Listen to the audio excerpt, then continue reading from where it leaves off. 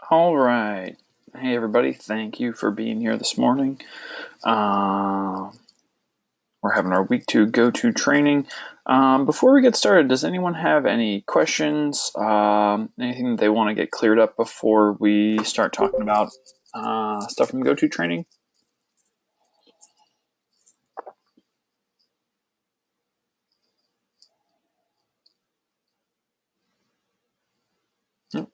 Okay, well, if you come up with questions in the middle of things, feel free to jump in. We're going over some stuff. It should look familiar if you were in class yesterday. It's some of the same stuff. I'm going to talk about this at the end of it. I'm going to talk about the rest of the week, what to expect, and kind of go from there. Yes, I did start. If you're having issues with your volume, not sure. We're going to talk about team activities at the end of this as well as the rest of the week. So if you have questions about that stuff, let's hold it till the end. But right, the brain and play. So we were talking about this yesterday. These are really some of just the ideas that are pretty fundamental that we want to kind of cement in for everyone, just so that way, you know them, you're super clear on them, they're in the reading, we cover them in class, we cover them in go-to training. I really want everybody to be, just really well versed in this material. So just kind of keep that in mind. Does anyone remember from class what the oldest part of the brain is? You can raise your hand if you want, or you can jump in the chat box. Does anyone remember what we were talking about? What those parts do? Hands or yes. Right, yep, the brain stem or the reptilian brain. Yep, absolutely. And what does that work on? What does that control? Do you remember what functions that is in charge of?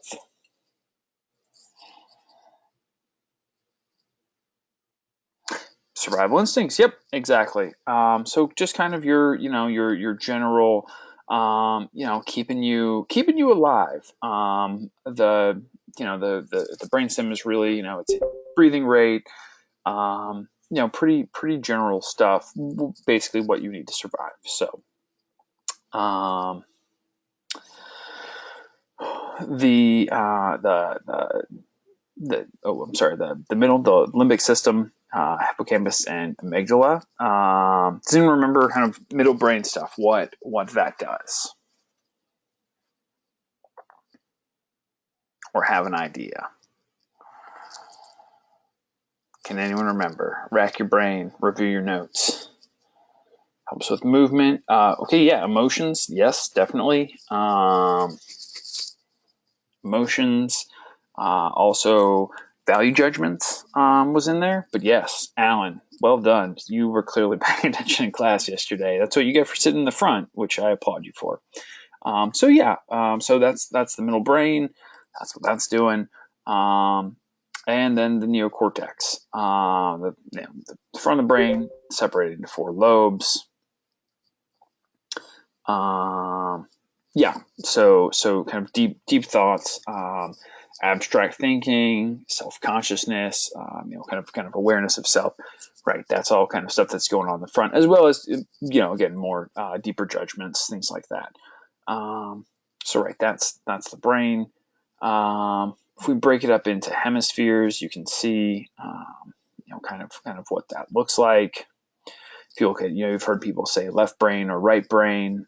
So like the left hemisphere, logic, language, analytic thought, science, and math. So kind of, maybe more of the, kind of computer technical side of the brain. I think that everyone, you have both sides of your brain. Maybe one side is, the side that kind of gets more use than the other. But, we both have, we all have the, the both sides, both the 2 hemispheres. So, that's all there. The right hemisphere, creativity, spatial relationships, holistic thought, art, music, kind of the creative side. If you're going to think about it in between, maybe one is more mechanical and one is more creative. The left hemisphere would be the more mechanical function wise. It doesn't, both sides of the brain function in the same way, but kind of what those thoughts are geared towards, or what that thinking capacity is geared towards. So yeah, that's left and right. So we have a little activity. I'm going to need someone to volunteer to raise their hand, and I will unmute you. And do I have a volunteer? Oh, okay. Miguel, hand was up first. You're getting unmuted. Okay, so we have this right here. Do me a favor, Miguel, are you there?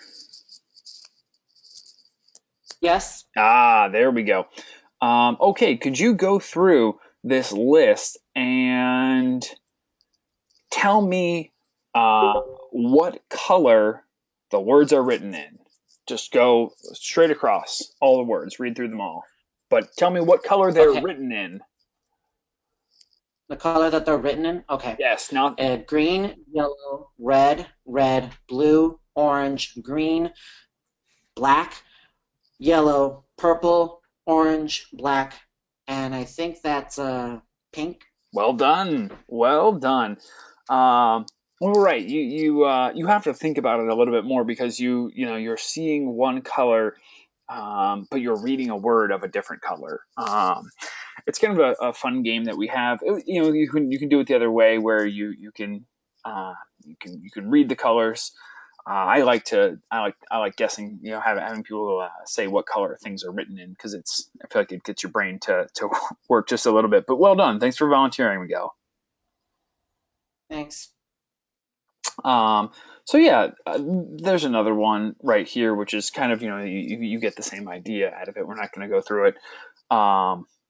But I think you get the idea when you look at something like this. This one would be, tell me what part of the box the word is written in. And it's obviously, it says left, but it's at the top. So on and so forth, as you go through the rest of it. So kind of right, getting your brain to maybe change the way that it functions, or to function just a little bit differently. There's a really interesting video. I'll try and remember to bring it into class tomorrow. It's from a YouTube series called Smarter Every Day. And basically what this guy did was he made a bicycle that the handlebars turn the opposite way. So when you turn the handlebars one way, the wheel turns the opposite way from what you'd expect. And basically, it's a brain training thing. He figured out how to ride it, but it's far more difficult than I think people would really give him credit for. But I wish I had the video queued up. I wish I thought about it before this, but I'll try and remember to bring that in tomorrow for class. But if you're ever bored, go to the YouTube page Smarter Every Day. It's pretty interesting. It's pretty cool. It's kind of a lot of fun. I really enjoy it. So go to the website and figure it out. I don't remember, and I don't think I can give you a good technical explanation of how he made the bicycle that did that. But go check it out. Check out the video, or hang tight until class tomorrow, and I'll show it to you then. This is a place where normally I'd play a neuroplasticity video. We watched it yesterday, so I'm not going to go through it again. But we all kind of remember the video from yesterday where we it kind of shows the pathways that we take, and it shows when we kind of use a new pathway more than an old pathway. One gets bigger and one gets stronger, and the other one kind of slowly goes away. There's kind of the inside your brain pictures of what illustrations of what things kind of look like, which is interesting and a little bit more technical than I think is necessary for the class. But if you really want the full breakdown, I'd probably have to go a little bit more in depth with my own knowledge before I could give you the perfect explanation of all that looks like. But so we talked about maladaptive versus adaptive. So that's kind of the difference. Adaptive is we adapt to new situations. Maladaptive is kind of I feel like it's a little bit difficult to explain, but maladaptive maybe is where someone, maybe if you have an injury, say you sprain your ankle and you get used to favoring that ankle and not using it very much. Once the ankle is healed again, you're still, you kind of would tend to favor it or not use it because you've worked on, not putting as much pressure on it, so on and so forth, as opposed to, something more adaptive, like, someone who maybe, let's say they are an amputee and they lost a leg, and they learn to just to use the new one as opposed to kind of they basically they've adapted to the new thing instead of had a maladaptive response. So I know we were talking about it yesterday, kind of give you the breakdown, anatomical, neurochemical, metabolic, and this is like a little bit better. We have anatomical, physical changes that occur that then goes to a neurochemical change in the production and release of neurotransmitters, how we view something in our brain. Yeah, Miguel, to answer that. So if someone injures their writing hand, they can become ambidextrous when they heal. You're probably not going to become ambidextrous. I mean, you could work on, say you're right-handed and you break your right hand and you work on writing with your left hand. You'll probably be better at the end of it all writing with your left hand, but it kind of just depends. I don't think, I don't know that you become completely ambidextrous. Perhaps it could happen. I'm sure you could train yourself to do a lot more stuff with your left hand, but I don't know that it will ever be quite as effective as your hand that you traditionally use for something. So you can be adaptive. You can learn to use something else, but I don't know that it'll ever completely take its place. All right. So then again, after the neurochemical, so something chemicals in our brain go off. Then our body changes. How it uses glucose and oxygen, which is the fuel for the body. So kind of everything gets it's the essentially how everything works and how new synapses and new pathways in the brain form.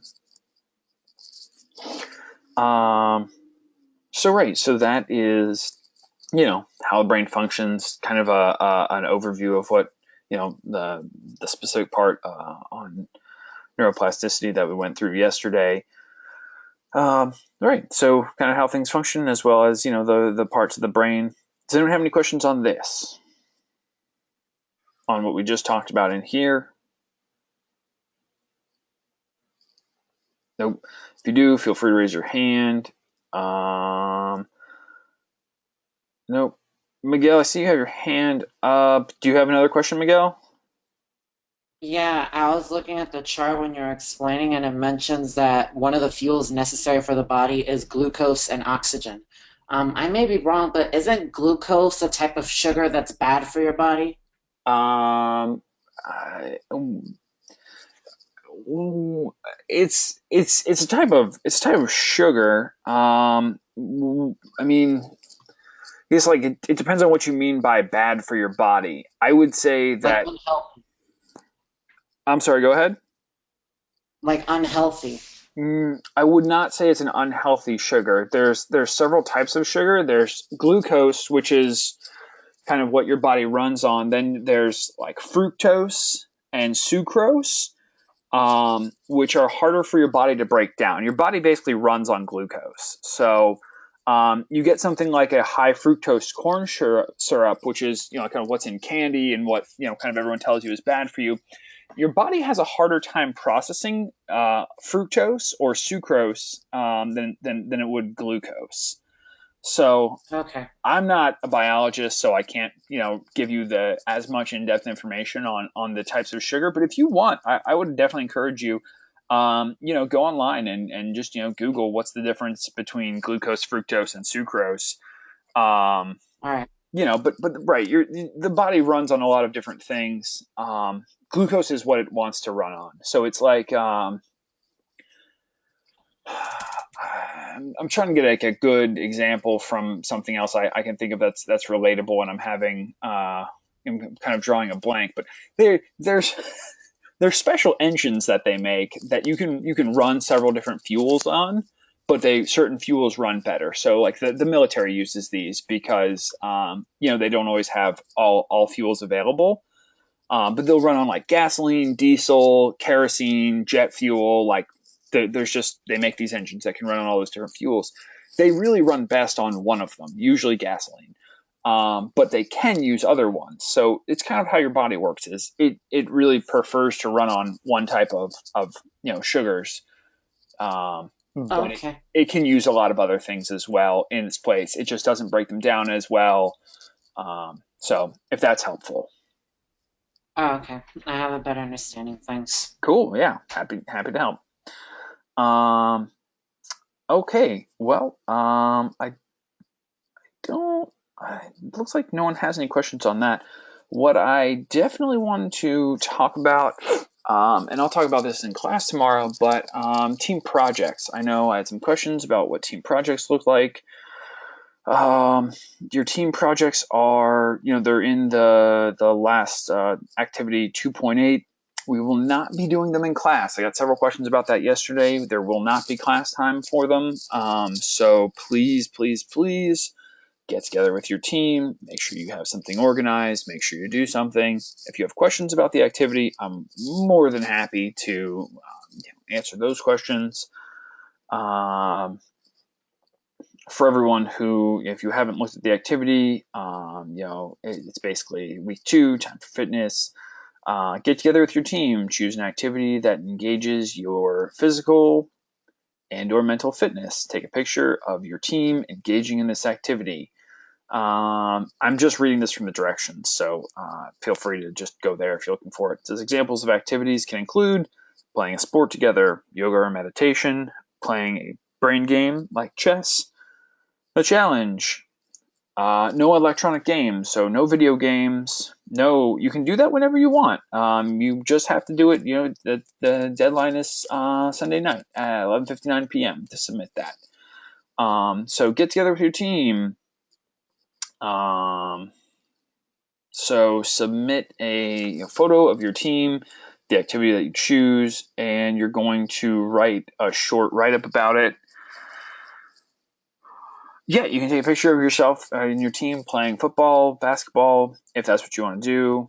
It's the same groups as before, yes. So what I want someone I want written statements from the team. Describe the activity that you chose to do. Did your team experience flow, which is something that we'll talk about in class tomorrow? If so, what elements were present? If not, what could your team do differently to help achieve a flow state? Also, flow is discussed in the readings, so if you haven't read the readings for this week, read them. I want to know the team members that participated, designate a captain to make a submission on your team's behalf. So that's what I'm looking for. Yeah, that's what I want out of that activity. So yeah, just a heads up for everybody. I was going through, weekly plans. I went through them. I graded them. They're all back to you. I would encourage everyone to please make sure that you're reading the feedback that you receive on the weekly plan. I give feedback to everybody. Usually I say something really specific. If you make the same, mistake in week after week, I notice because, it's the same thing. I keep giving you the same feedback. If you're not following the feedback. You're doing yourself a disservice. It won't work out well. I guess is where I'm going. So please make sure that you're reading the feedback that you receive. I just want to make sure that everyone's doing that. Even if you like your grade, I still maybe will say, there still might be, a small criticism in there of, hey, you did a great job. However, I'm looking for this. Some people I highlighted, some of the stuff. If there was something that they, I thought that they needed to kind of see bolded, I highlighted some stuff. If you don't have highlighted stuff, still please read your feedback. But yeah, other than that, generally speaking, pretty much all of them were great. There was some feedback in there, so just make sure that you're applying that feedback. And right, again, discussion boards, those are due Friday. So make sure that those are getting done. Does anyone have any questions about any of the activities? Anything else that's happening this week? Class tomorrow?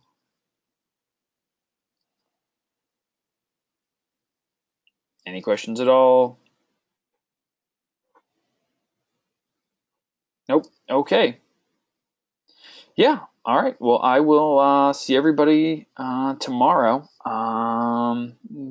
It's a short go-to training. I didn't have much to talk about, but I wanted to make sure everyone was kind of all on the same page. So please, if you know that your teammates are not here in class, maybe send an email to them and say, hey, team, we should probably get on this team activity thing because I know everyone runs on different schedules. People have different work schedules. Probably all have a similar class schedule because you're all in my class. But shoot them an email. Say, hey, let's get on this team activity this week, or at least let's make our plan so that way we're not all scrambling on Sunday to try and get together and figure it out. I think that, planning ahead is one of the biggest things that's really going to serve you well. So please, please, please plan ahead. Talk to your teammates. Let them know what's going on. If I don't say it in class tomorrow, please someone remind me that team activities are to be done outside of class, and we'll go from there. So if you have questions, feel free to stick around. If not, you're free to go.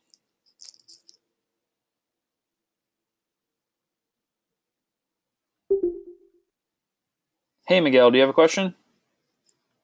Yeah, was had a question about like the very beginning of the lecture for the brain parts and evolution. For Sure. us to, so I understand when it means for reptilian, Right. basically it relies mostly on instinct. Yeah. So basically, that part of the brain, it's basically it's your hunger drive, it's basic functions of the body. So you think about kind of what the most simple life forms like they say reptilian brain because it's kind of like right similar to where a reptile is mentally. They're basically like, I need to eat, I need to reproduce, I need to regulate my breathing and my body temperature, things like that. There's not a lot of I don't want to say that reptiles are emotionless, but there's not a lot else going on. So it's kind of the most primitive part of the brain, and it Okay. and it works on basically like that's where your survival functions are housed. All right Does then. that make So sense? basically, all right, I get it now. It's basically primal instincts that basically what we need to do in order to survive out there. Exactly. All right. All right. So I'm just reviewing the limbic and neural cortex, and I'm just noticing that the limbic is more towards an emotional state, but the neural cortex, it says like consciousness, judgment, abstract thought, and what makes us human. Is there like a more, how should I put this? A more developed ex basically it's like a more complicated explanation needed to explain that or what? No, I would say that for the purposes of our class, it's not really necessary to go that much more in depth than that. It's, I would say it's important to know, what each part is, and more or less what their functions are. But I don't think, Okay. I would say it's important to know that, um, kind of what each part does generally. But I don't expect anyone to be, a brain scientist at the end of the class. You know, so I don't know if do you have like a, I don't know if that's helpful for you. I just kind of want you to have a general idea of what each part does. It doesn't have to be real specific. Again, you're going to have, if you have questions about this, if you get tested on something like this, you'll have access to all of your notes and your reading and the slides, all that I've provided for you, and it's all open notes, so you can kind of go through that if you want Okay. to for any of your test stuff. All right then. Thanks. Is that does that help or? Yeah, that helps. I have a better clue what basically each part does. I was just like wondering, is there like what's something exactly that expands? Because I noticed for a neurocortex it says abstract thought, but limbic says memory. So I was like wondering, is for abstract thought, it's like something that's like a little difficult to explain, but it's like something that everyone knows what it is, but to describe what it does, it's a little complicated. Well, so no. So I mean, the difference between memory and abstract thought is, a memory is conditioning. You can teach a dog, condition. You can condition them and get the memory. So if my dog gets excited when she hears the food open. She says, "Oh, it's time to eat." Like that sound means it's time to eat, and she comes and she wags her tail and she gets real excited. Okay, So like I might so hear. all right, now I get a better clue. I have a better idea what that means now. Thanks. Yeah, so that's memory. Where abstract thought is more, I can All sit and right, so ponder the universe, I'm but only. reviewing the notes and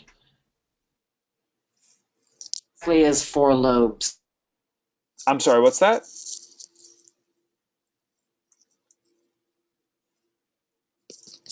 Hello, you still there?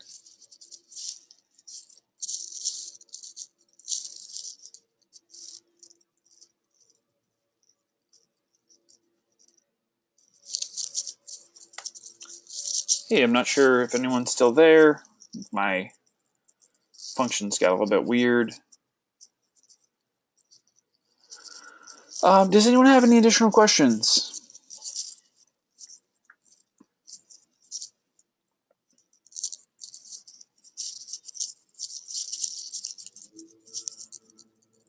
Okay. Well, if you do, stick around. If not, you can close it out, and I will see everybody tomorrow in class.